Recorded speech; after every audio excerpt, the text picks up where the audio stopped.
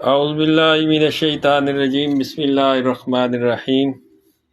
हकीम मियां एहसन तुहाडी खिदमत चो हाज़िर है।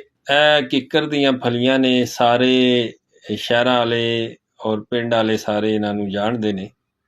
ਅੱਜ ਕੱਲ੍ਹ ਦੇ ਮੌਸਮ ਬਹਾਰ ਦੇ ਵਿੱਚ ਇਹਨਾਂ ਨੂੰ ਅਗਰ ਲਾ ਲਿੱਤਾ ਜਾਏ, ਇਹਨਾਂ ਨੂੰ ਦਰਖਤਾਂ ਤੋਂ ਉਤਾਰ ਲਿੱਤਾ ਜਾਏ ਤੇ ਇਹ ਫੁੱਲ ਜੋਬਨ ਤੇ ਹੁੰਦੀਆਂ। ਇਸ ਤੋਂ ਬਾਅਦ ਇਹਨਾਂ ਦੀ ਫਲੀ ਪੱਕ ਜਾਂਦੀ ਹੈ ਤੇ ਫਿਰ ਇਹਨਾਂ ਦੇ ਵਿੱਚ ਉਹ ਅਸਰਾਤ ਜਾਂ ਉਹ ਰਿਜ਼ਲਟੇਬਲ ਚੀਜ਼ ਨਹੀਂ ਰਹਿੰਦੀ। ਕੱਚੀ ਫਲੀ ਲੈਣੀ ਹੈ, ਨਰਮ ਫਲੀ ਲੈਣੀ। ਫਲੀ ਦੇ ਨਾਲ ਟਹਿਣੀ ਤੇ ਲੌਂਗ ਹੁੰਦੀ ਹੈ, ਜਿਹੜੇ ਉਹਦੇ ਪੱਤੇ ਹੁੰਦੇ ਨੇ ਕਿੱਕਰ ਦੇ, ਉਹ ਵੀ ਨਾਲ ਹੀ ਉਤਾਰਨੇ ਨੇ ਤੇ ਇਹ ਫਲੀ ਲੈਣੀ ਹੈ ਕੱਚੀ।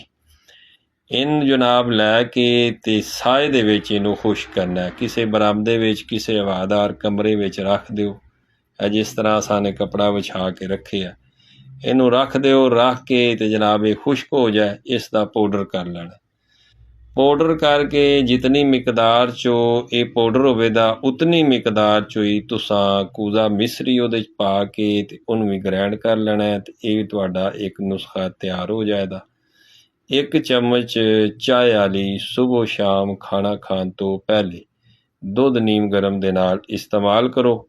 ਉਹ ਲੜਕੀਆਂ, ਉਹ ਔਰਤਾਂ, ਉਹ ਖਵਾਤੀਨ ਜਿਨ੍ਹਾਂ ਨੂੰ ਪੁਰਾਣੇ ਤੋਂ ਪੁਰਾਣਾ ਲਕੋਰੀਏ ਦਾ ਮਸਲਾ ਹੋਵੇ, ਉਹ ਯੂਜ਼ ਕਰਨ। ਇਨਸ਼ਾਅੱਲਾ ਤਾਲਾ ਉਹਨਾਂ ਦਾ ਲਕੋਰੀਆ ਠੀਕ ਹੋਵੇਗਾ, ਉਹਨਾਂ ਦੇ ਕਮਰ ਦੀ ਦਰਦ ਠੀਕ ਹੋਵੇਗੀ, ਉਹਨਾਂ ਦਾ ਜੋੜਾਂ ਦਾ ਦਰਦ ਠੀਕ ਹੋਵੇਗਾ।